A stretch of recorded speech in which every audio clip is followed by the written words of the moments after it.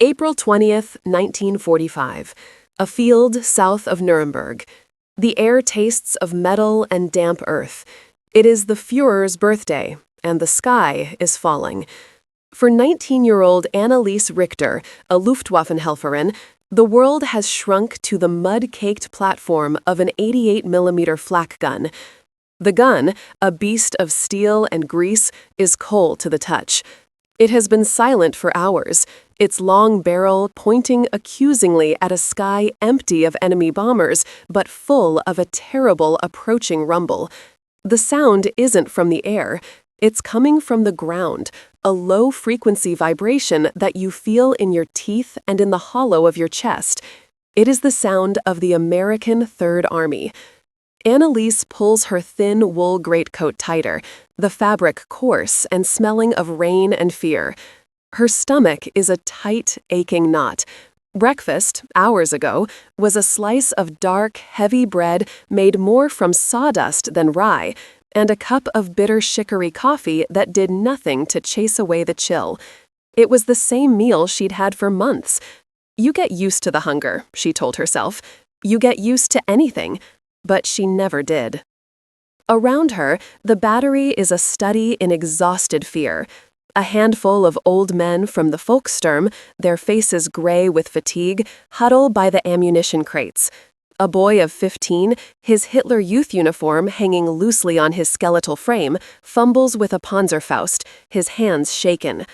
They are the last line of defense for a Reich that exists now only in maps and radio broadcasts.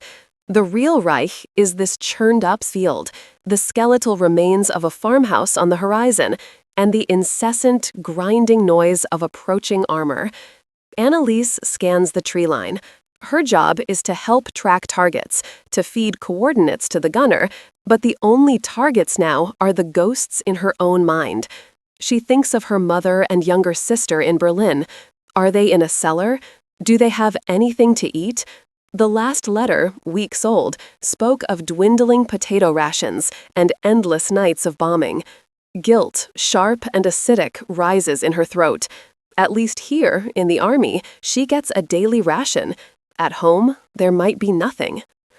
A shout breaks the spell. "Panzer! Westlich! Panzer!" An old man points a trembling finger.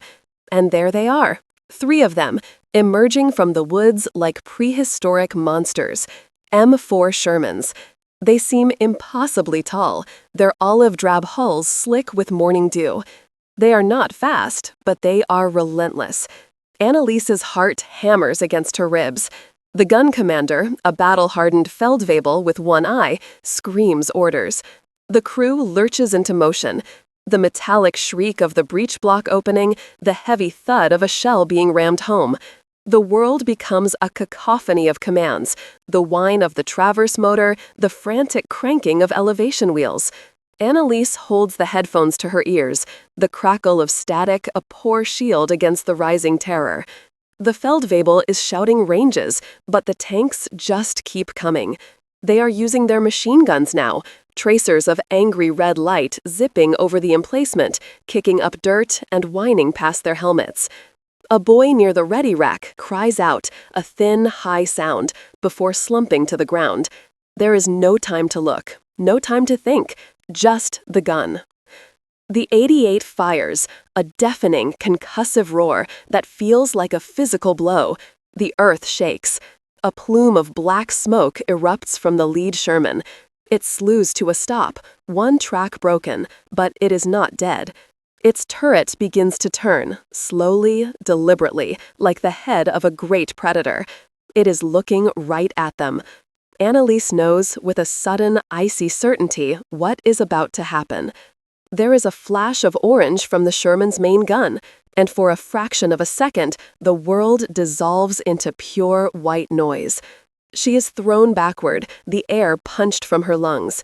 Dirt and shrapnel rain down. When her vision clears, the flak gun is a twisted wreck, its barrel bent at a grotesque angle. The Feldwebel is gone. The others are screaming or silent. The rumble is closer now, overwhelming. Another Sherman grinds past the crippled one, its tracks churning the mud, its engine a deep-throated growl. It stops 20 meters from their position. Annalise pushes herself up, her ears ringing, her body a collection of aches. She sees the hatch on the tank open. A figure emerges, silhouetted against the gray sky. An American. He is holding a submachine gun.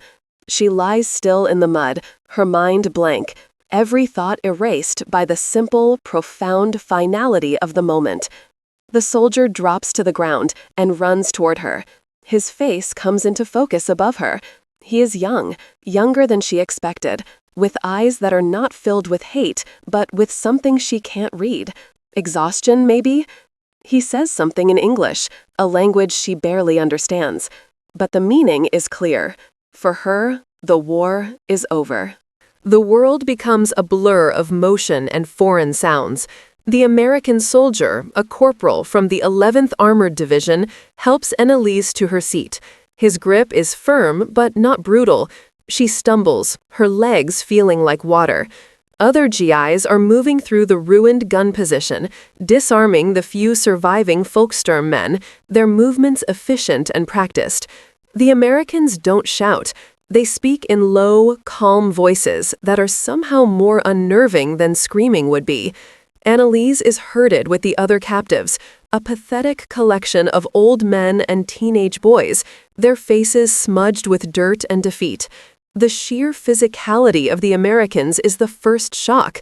They are tall, their uniforms well-made and full. They move with an energy that seems alien. They are not the gaunt, haunted figures of German soldiers she is used to seeing. They look fed. Their cheeks are full. Their eyes are clear.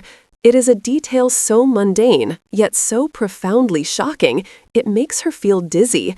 This is the enemy propaganda warned of, the decadent, soft Americans. But there is nothing soft about the carbines they carry, or the methodical way they search their prisoners for weapons. They are marched down a muddy track, away from the smoldering battlefield. The air still smells of cordite, but it is mixing now with the scent of diesel from the American trucks lined up on the road. The sheer volume of equipment is staggering. Jeeps, 2.5-ton trucks, tanks, an endless river of olive-drab steel flowing into the heart of her country.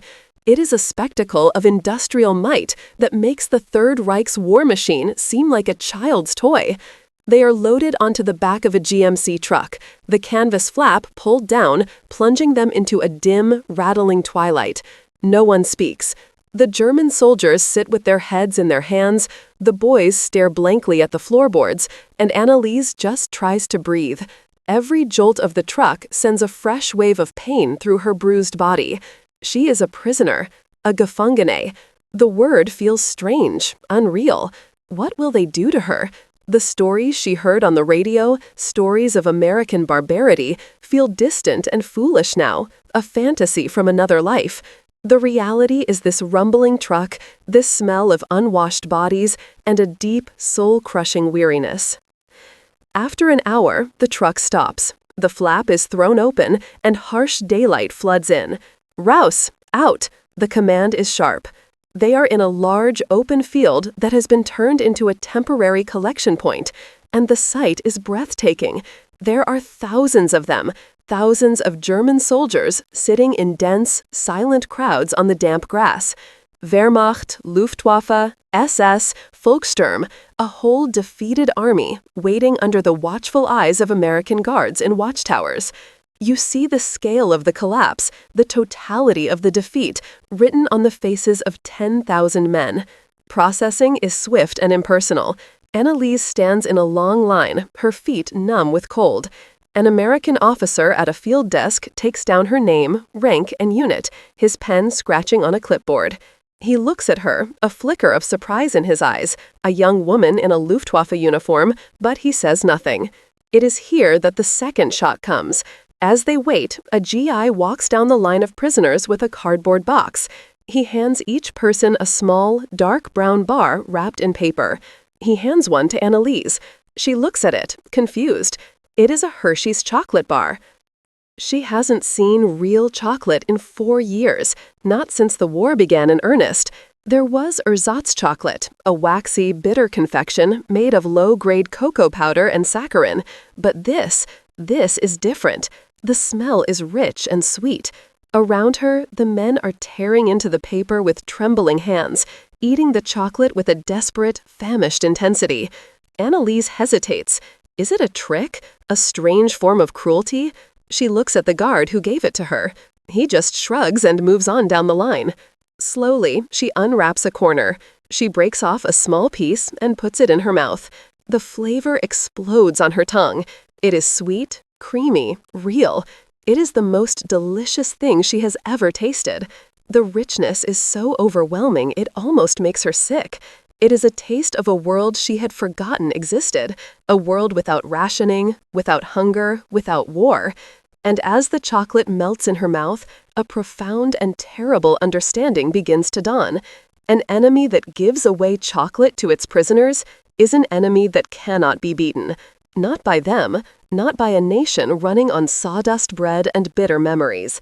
She is loaded onto another truck, this one heading west, deeper into Allied territory, the strange, sweet taste of defeat still lingering on her tongue as the gates of a vast, sprawling camp of tents and barbed wire come into view. The camp is named Auteuil, near Compiègne in France. It is one of the so-called cigarette camps, a massive transit center for prisoners of war. To Annalise, it looks like a city of canvas and mud, stretching for miles under a perpetually gray sky. The sheer organizational scale of it all is hard to comprehend. Barbed wire fences divide the camp into enormous pens, or cages, each holding thousands of captured Germans. The processing continues, but here it is more thorough. She is separated from the male soldiers and taken to a women's compound, a smaller section of the vast camp, but still holding hundreds of female auxiliaries, nurses, and signal operators. There is the humiliation of delousing, a shower with harsh lye soap under the indifferent watch of female American military police, and the issuance of a simple set of clothes. Everything is designed to strip away her former identity, to render her anonymous, just another number on a long list. The fear that had been a constant companion since her capture begins to fade, replaced by a dull, aching emptiness. She is a cog in a vast, efficient machine of enemy logistics. But it is later that day that the true psychological dislocation begins. A whistle blows, a shrill, piercing sound that echoes across the muddy compound. It is time for the evening meal. The women are formed into long lines and marched toward a massive tent, larger than any she has ever seen. The smell hits her from 100 meters away. It is not the familiar thin scent of turnip stew or boiling potatoes that characterized every German field kitchen for the past 3 years. This is a complex, layered aroma. It is the smell of roasting meat, of baking bread, and something else, something dark and rich and almost mythical, the smell of real coffee. Inside the tent, the noise is deafening. The clang of metal trays, the shouted orders of the American quartermasters, the low murmur of thousands of voices. The women shuffle forward, grabbing a tray and a cup.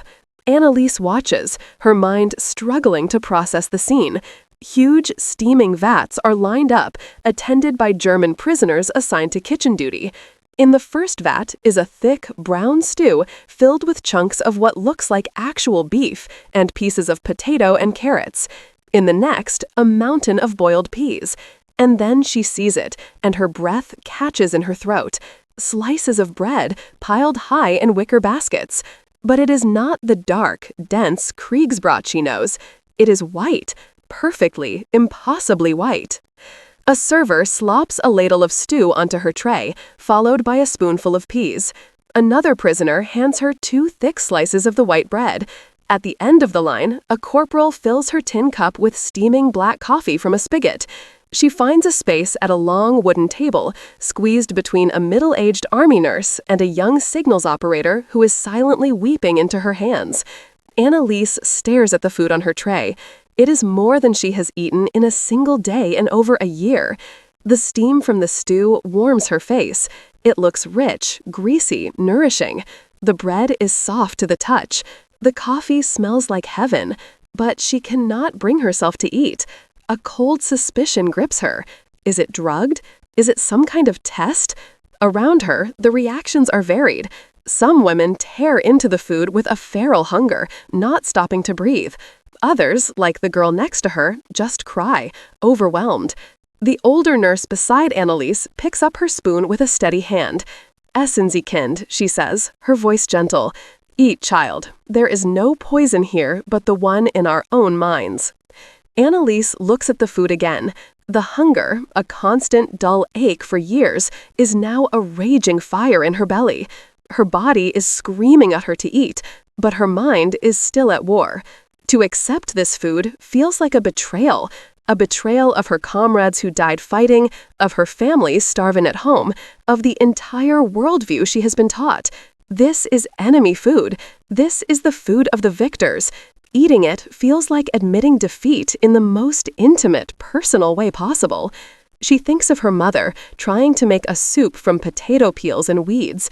She thinks of her sister, whose face in her memory is pale and thin. The guilt is a physical weight pressing down on her chest. How can she sit here before this feast while they suffer? But the aroma of the coffee, the sight of the meat, the sheer undeniable reality of the food on her tray is too powerful. With a trembling hand, she picks up a slice of the white bread.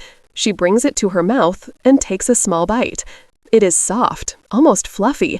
It tastes of nothing but pure, clean flour. It melts on her tongue. And in that moment, as she takes the first bite, the entire foundation of her world crumbles. The days at Attiki blur into a monotonous routine, a rhythm dictated not by military bugle calls or air raid sirens, but by the relentless schedule of meals. 3 times a day, the whistle blows, and the women line up for their rations. Breakfast is often oatmeal, sometimes with powdered milk and sugar, and always coffee and white bread. Lunch is a stew or a thick soup. Dinner is more of the same. It is not a gourmet menu, but it is substantial, consistent, and nourishing. For women who have lived for years on the edge of malnutrition, whose bodies have learned to survive on a few hundred calories a day, it is a physiological shock.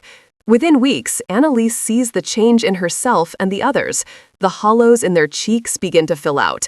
The sallow, gray tinge of their skin is replaced by a healthier color. The constant gnawing hunger that had been the background noise of their existence for so long finally begins to recede. They are, for the first time in years, getting enough to eat. But as their bodies heal, their minds begin to unravel. The food, a source of life, becomes a source of profound psychological torment. The consistency of the meals underscores the finality of their situation. There is no hope of a sudden breakthrough, no dream of a final victory to sustain them. There is only the endless cycle of waiting and eating. The white bread, in particular, becomes a powerful and divisive symbol. Its softness and purity are a constant tactile reminder of the vast, unbridgeable gap between their former lives and their current reality. You can see the women hoarding it, wrapping slices in scraps of cloth and hiding them in their bedding, an instinct born of years of scarcity that they cannot unlearn. They are surrounded by a relative abundance of food, yet they act as if starvation is just around the corner. It is a form of madness. The camp is filled with food, but it is starved of information. News from the outside world is scarce, filtered through rumors and the occasional, heavily censored announcement from the American camp authorities. The women know nothing of their families, their homes, their cities. Their conversations, held in hushed tones in the long, cold nights in the tents, are a constant loop of fear and speculation. They talk about home. They try to imagine what is happening in Berlin, in Hamburg, in Dresden. Is anyone left alive? Is there anything left to eat? Every meal in the camp becomes an act of guilt. Annalise finds herself performing a painful calculation with every bite she takes. This piece of bread, she thinks, this is a piece my sister does not have. This spoonful of stew is more meat than my mother has seen in a month. The food nourishes her body while it poisons her soul. She starts to dream of food, but they are not pleasant dreams. She dreams she is sitting at a vast banquet table, piled high with everything she could ever want, but her family is on the other side of a glass wall, their faces pressed against it, their eyes wide with hunger. She wakes up with tears on her face and the taste of shame in her mouth. The American guards are a constant presence, but they remain distant figures. They are not the cruel monsters of Goebbels' propaganda. They are mostly young men, bored and homesick, who perform their duties with a weary professionalism. They do not fraternize, they do not brutalize. Their very indifference is a form of psychological pressure. It reinforces the women's status as mere objects, as inventory to be managed, fed, and contained. One day, Annalise watches a guard carelessly toss a half-eaten sandwich into a rubbish bin. The sight hits her with the force of a physical blow. The casual waste of such a treasure, bread, meat, cheese, is an act of blasphemy against the religion of hunger she has practiced for so long. It is a gesture that says more about the wealth and power of America than 1,000 tanks or bombers ever could. It tells her that the war was lost long before she ever stood by her flak gun. It was lost in the wheat fields of Kansas, in the stockyards of Chicago, in a country that could afford to throw away a sandwich. A rumor begins to circulate through the barracks, passed from one woman to the next in urgent whispers. It's a rumor about a radio broadcast a guard was listening to. The fighting in Berlin is over. Hitler is dead. The war, the real war, is finally ending. The official announcement comes on May 8, 1945. An American officer, speaking German through a crackling loudspeaker, informs the entire camp of the unconditional surrender of all German forces. Victory in Europe. VE Day. A strange, heavy silence falls over the women's compound. There are no cheers, no cries of relief. There is only a profound, hollow stillness. The war is over, but they are still prisoners. Peace has come to the world, but not to them. The end of the fighting does not mean freedom. It simply means their defeat is now absolute and irreversible. For Annalise, the news changes everything and nothing. She is still behind barbed wire. She still knows nothing of her family's fate. The routine of the camp continues, unaltered. The whistle still blows 3 times a day. The lines still form. The vats of stew are still steaming in the mess tent. But now, the food tastes different. It no longer tastes of shock or guilt. It tastes of utter, complete subjugation. Each meal is now a ritual of surrender. Every slice of white bread is an admission that her nation, which promised a 1,000-year reign, could not even feed its own people. Every cup of coffee is a tribute to the enemy's staggering logistical supremacy. The food is no longer a source of wonder. It is a symbol of their power and her powerlessness. The women in the camp grow quieter, more withdrawn. The initial shock has worn off, replaced by a deep, chronic anxiety about the future. What will become of them? What will become of Germany? They are being kept alive, fed, and sheltered by their conquerors, while their homeland lies in ruins. They are suspended in a strange limbo, a gilded cage where their basic physical needs are met, but their spirits are being systematically crushed by uncertainty. The letters begin to arrive in early June. At first, it is just a trickle, then a flood. The American and Red Cross mail systems, slowly grinding back into motion, begin to bridge the vast abyss that had separated the prisoners from their homes. Mail call becomes the most anticipated and most dreaded moment of the day. Annalise watches for weeks as other women receive news. She sees their faces as they read. Some weep with joy, learning that a husband or a brother is alive. Many more collapse in grief, reading the stark, simple words that announce a death. Her own name is finally called one overcast afternoon. The envelope is thin, the handwriting her mother's, but it is shaky, unfamiliar. She takes the letter to a quiet corner of the compound, her heart pounding so hard she feels it in her ears. She sits on the damp ground, her back against a fence post, and unfolds the single flimsy sheet of paper. The letter is short. Her mother and sister are alive. They survived the final apocalyptic battle for Berlin. A wave of relief, so powerful it makes her gasp, washes over her. But as she reads on, the relief curdles into horror. Her mother describes the city, a landscape of rubble where people live like rats in the cellars of bombed-out buildings. She writes of the hunger, a hunger that makes the worst days of the war seem like a time of plenty. There is no food. The ration cards are worthless. People are eating weeds, tree bark. They are starving. The letter ends with a simple, desperate plea. If you can, try to send something, anything. Annalise reads the letter 3 times, the words blurring through her tears. Later that evening, the whistle blows. She moves like an automaton, joining the line, taking a tray. A server slops a generous portion of beef goulash onto it, next to a scoop of mashed potatoes. He hands her 2 slices of bread. She takes her tray to a table and sits down. She stares at the food. The rich, savory smell of the goulash fills the air. The potatoes are creamy. The bread is soft. It is a meal fit for a king compared to what her family endures. She pictures her mother, her face thin and desperate, boiling weeds for supper. She pictures her little sister, crying from hunger. And here she sits, a prisoner of war, with a plate full of food provided by the very people who destroyed her city. The irony is so vast, so cruel, it is suffocating. She picks up her spoon, but she cannot lift it to her mouth. The food on her tray, this proof of her own survival, has become the most obscene thing she has ever seen.